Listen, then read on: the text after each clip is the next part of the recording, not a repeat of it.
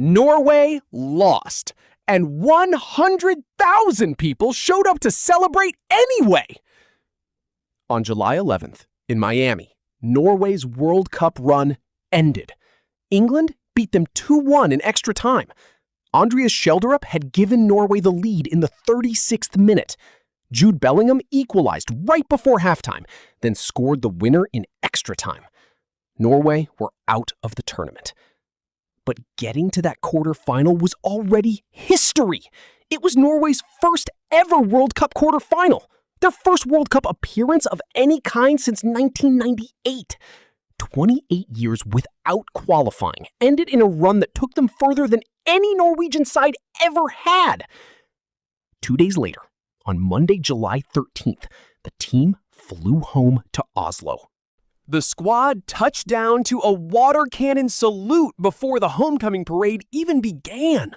From there, they moved through the city towards Slottsplassen, the square in front of the royal palace, with crowds already waiting for hours before the team landed. The official estimate put the crowd at more than 100,000 people. The line of supporters stretched down Karl Johans Gate, the main street connecting the palace to the city center.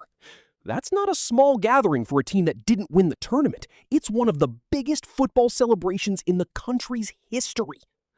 At the palace, King Harald received the squad, alongside Crown Prince Haakon, Princess Ingrid Alexandra, and Prince Sverre Magnus. The connection with the royal family didn't start in Oslo either. Crown Prince Haakon had been at the quarterfinal in Miami, and after the loss, he went to the Norwegian dressing room himself to speak to the players directly, extending the invitation to the palace before they'd even left American soil. Fans led the Viking Row chant throughout the homecoming, the same chant that had followed the team across the tournament. It's a nod to Norway's Viking heritage, a synchronized crouch and row motion paired with the words row, row, row.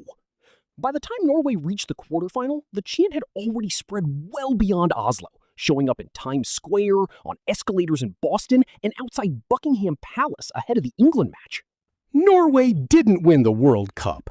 They didn't reach the semifinal, but after 28 years away from the tournament, a quarterfinal was enough to bring a king, 3 other members of the royal family, and more than 100,000 people out into the streets of Oslo for a team that lost. If you want more breakdowns like this, subscribe to Mind of Football.